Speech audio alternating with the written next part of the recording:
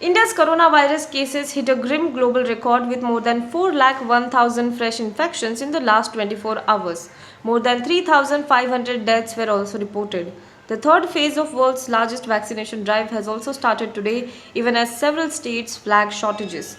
India recorded over 4 lakh cases for the first time after reporting 3 lakh daily infections for 9 straight days. The country, hit by a deadly second wave, logged 1 lakh cases in a day for the first time about 3 weeks ago.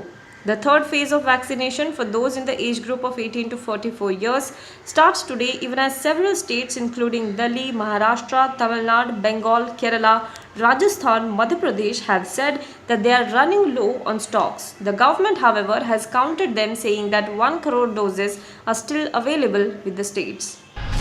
As India on Saturday widens the scope of inoculation to include those above 18 years of age, only 6 states will be able to start vaccination as others face vaccine shortages. Several states including Kerala, Punjab, Gujarat, Uttarakhand, Andhra Pradesh, Delhi and Maharashtra have said that they do not have sufficient doses of vaccine for the inoculation of those in the 18 to 44 age group. In the most of these states, inoculation drive will be restrained in just few districts. In Mumbai, which is in the worst COVID-19 affected states, authorities have shut vaccination drive for 3 days from Friday, citing lack of adequate doses. Delhi Chief Minister Arvind Kejriwal said that required vaccine doses have not been received yet for the drive. The Supreme Court has agreed to hear a plea challenging the legal validity of Section 124A of the Indian Penal Code that deals with the offence of sedition. The sedition law has been challenged by 2 journalists on the grounds that the law violates the fundamental right of speech and expression. Both the journalists are facing sedition charges in their respective states for comments made by them on social media.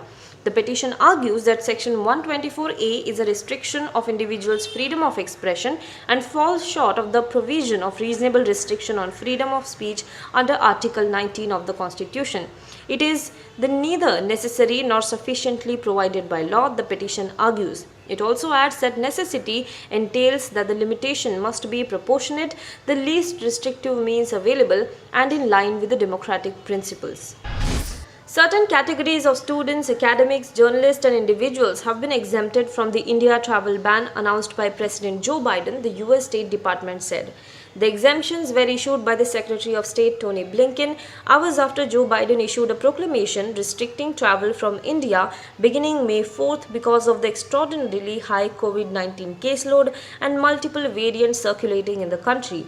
According to the US State Department, the travel ban exemption is in line with the similar exemption that the US has granted to some other categories of travelers from Brazil, China, Iran and South Africa. In keeping with the Department of State's commitment to facilitate legitimate travel to the United States, Secretary Blinken decided today to apply the same set of national interest exception to India that he had previously applied to all other regional travel restrictions currently in effect as a result of the COVID-19 pandemic, the State Department has said. Australian residents and citizens who have been in India within 14 days of date they plan to return home will be banned from entering Australia as of Monday, and those who disobey will face fines and jail, government officials said. The temporary emergency determination issued late on Friday is the first time Australia has made it a criminal offence for its citizens to return home. The move is a part of strict measures to stop travellers to Australia from the world's second most populous nation as it contends with a surge in COVID-19 cases and deaths. The restrictions come into effect from May 3rd, and breaching the ban risks civil penalties and up to 5 years of imprisonment, Health Minister Greg Hunt said in a statement.